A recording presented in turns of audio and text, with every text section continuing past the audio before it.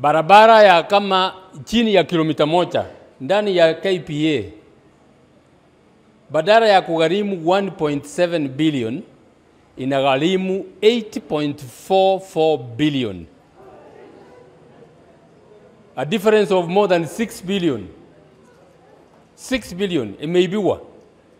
Au ilikuwa ingeibiwa.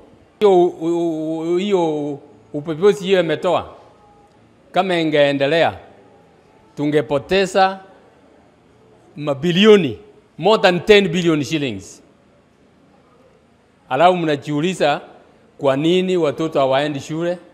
Kwa nini dawa hakuna kwa hospitalini? Mnaona pahali pesa naenda? Hii yote ni pesa inaenda kwa mifuko ya watu. Hiyo muhuri ya serikali inatakikana kukaa kwa ofisi ya Attorney General. Ofisi ya Attorney General. Na wakati inawekwa kwa maandishi yoyote kama contract, kama ile contract, Attorney General mwenyewe anatakikana kuwa huko. Kwa nini? Attorney General ndio sheria mkuu, mwanasheria mkuu wa serikali.